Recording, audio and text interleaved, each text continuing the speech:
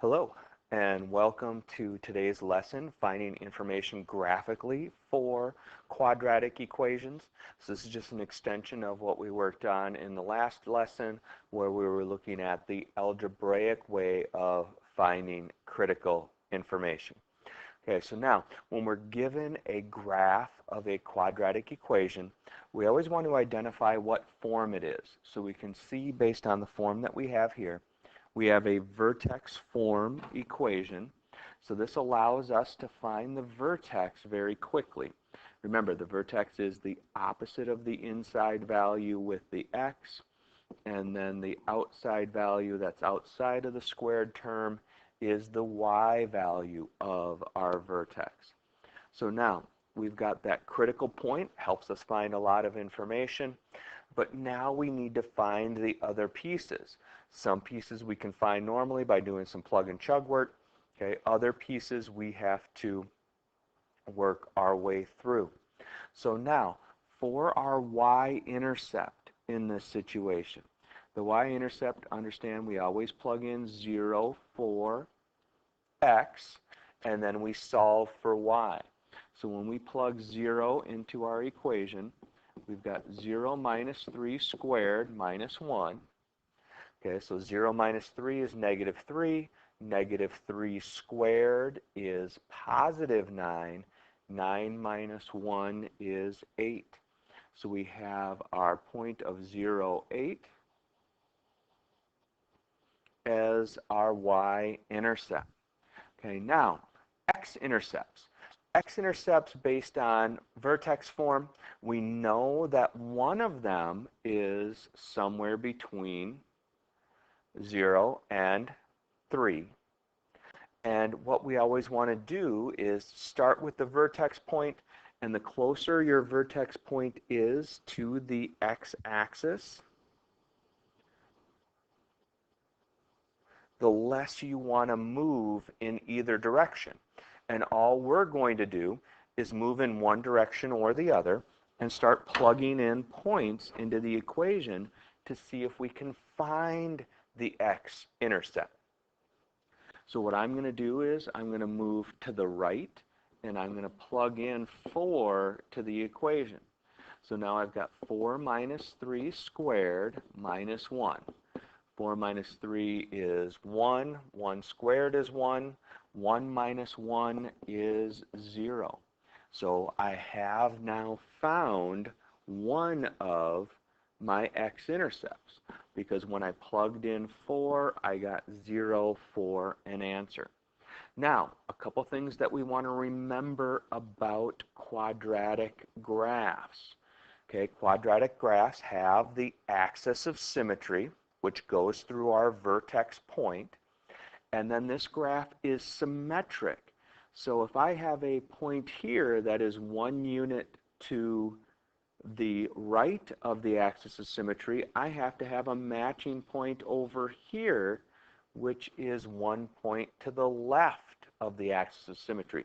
Same thing up here with our y-intercept. That point is 3 units away from the axis of symmetry, so I know that I have a matching point 3 units on the other side. And I can use these points now to create and draw my quadratic equation.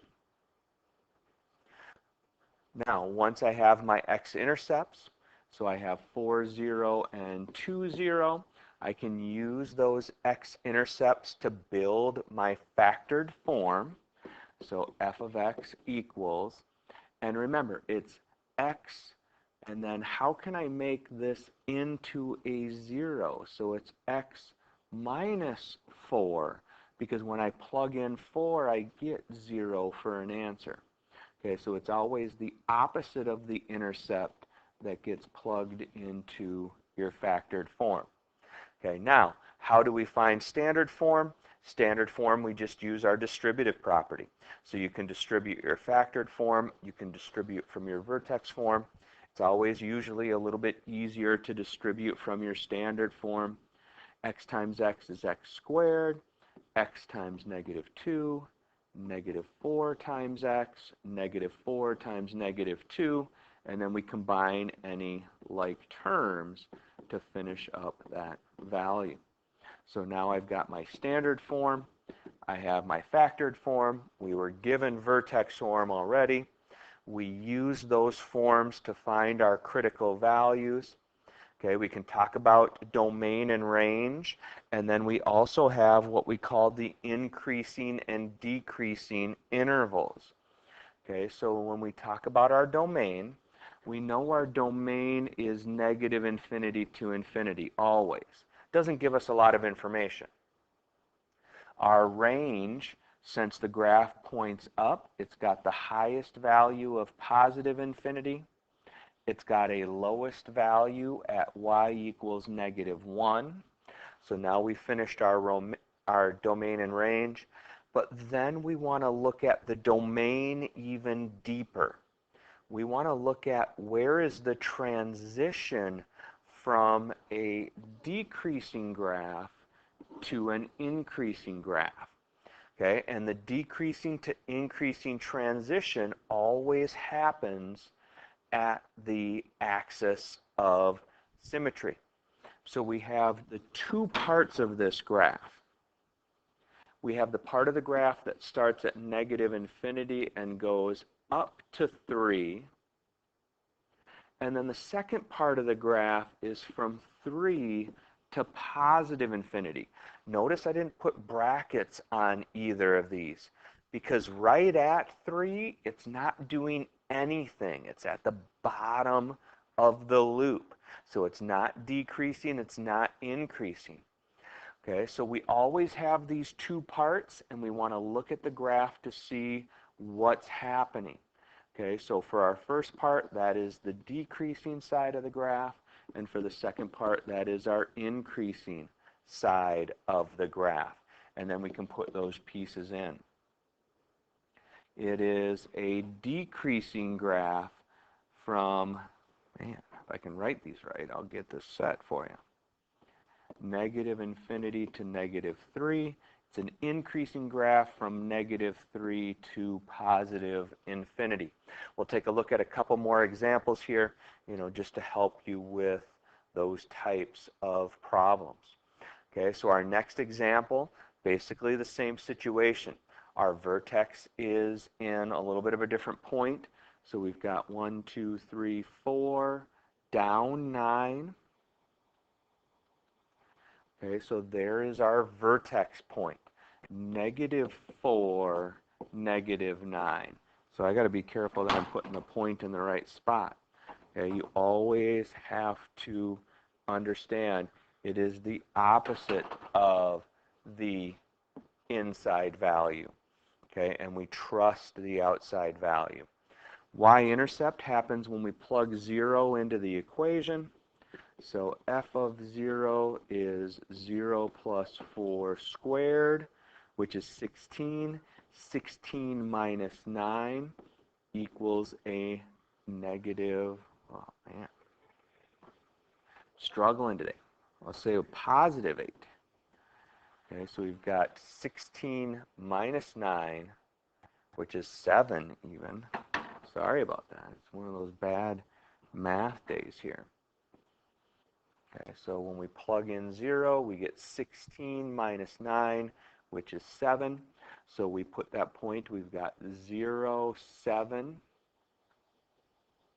for our y-intercept. So now we've got our vertex, we've got our y-intercept.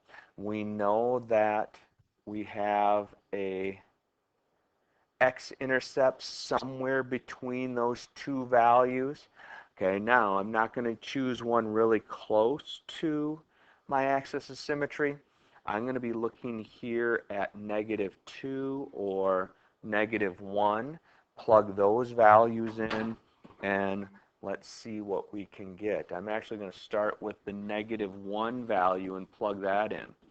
Okay, so I'm going to plug in a -1 plus 4 squared minus 9.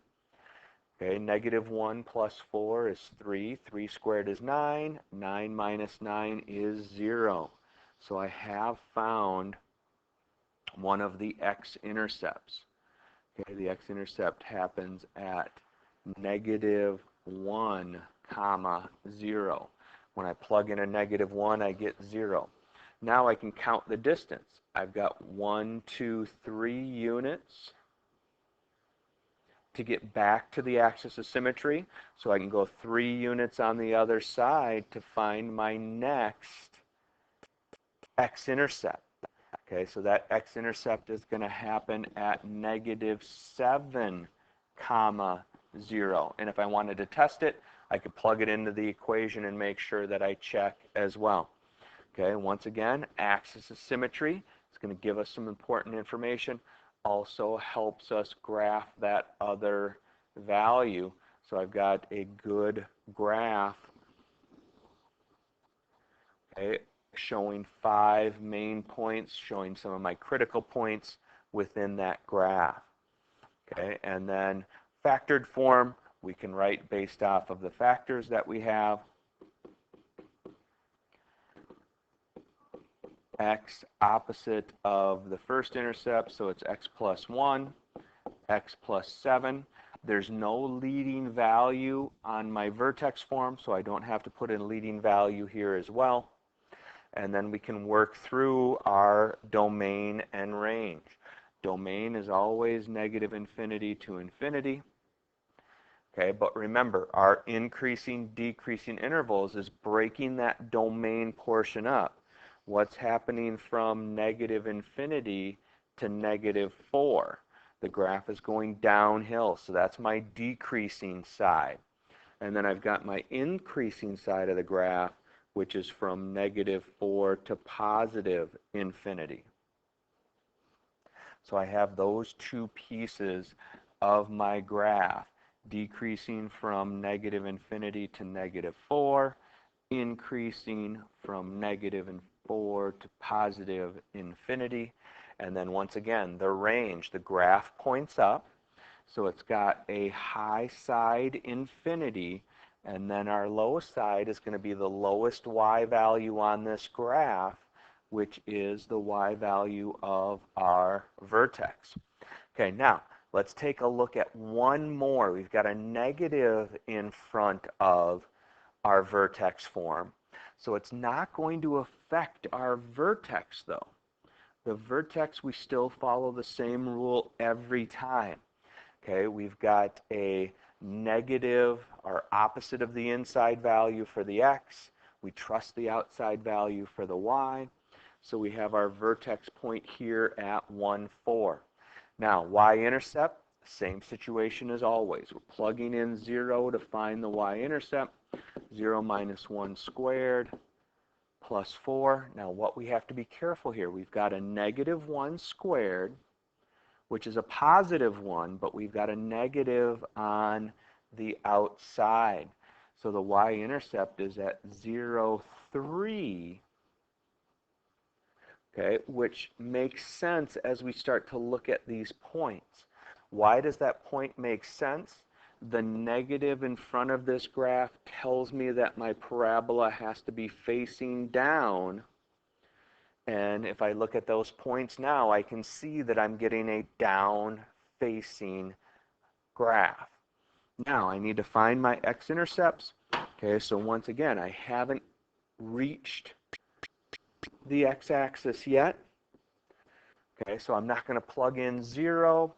I'm going to work a little bit further out, so I can go 1 point out from the 0 or the 2. I can go 2 points out. I'm going to try to go 1 point out and see what happens. I'm going to plug in a 3, just always wanting to work with a positive value if possible. Okay, so we've got the opposite of 3 minus 1 squared plus 4. Okay, and if we work through the math on that, we do end up with the 0. Okay, and that's what we were looking for. We needed that point so we can continue that side of the graph. And then, once again, going back to the axis of symmetry, and then we can follow that pattern to the other side to get the rest of our graph overall. So our x-intercepts are at 0, 3. Ooh, how about 3, 0? Let's try turning that around. 3, 0, -1, 0. Okay, and then we can use those intercepts to build our factored form, to find our standard form. Okay, be careful with these two. When we're doing this, we have to have the -1 in front, just like it was in front of the original graph. So there is our factored form. Okay, to get our standard form, okay, we're just going to be a little bit careful here. We do our standard distributing first, x squared plus 1x minus 3x minus 3. Okay, but now when we start putting everything together, we want to remember that we have to change the sign on all of those values.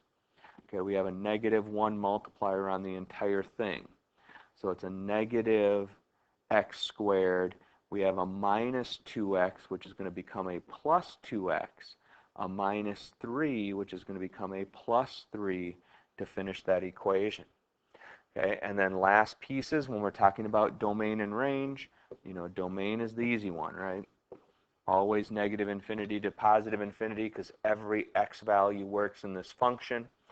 Okay, but we want to break our domain up into the two pieces, -infinity up to the axis of symmetry. Now that is our increasing interval, because the graph is going uphill as we go through that domain. And then we've got from 1 to +infinity, which is our decreasing interval. Okay, also looking at our range, okay, this graph points to -infinity, so that's going to be our lowest value. Our highest value in this case is going to be our y value of the vertex. Okay, so that's how we find all of our critical values graphically. Thank you and have a good day.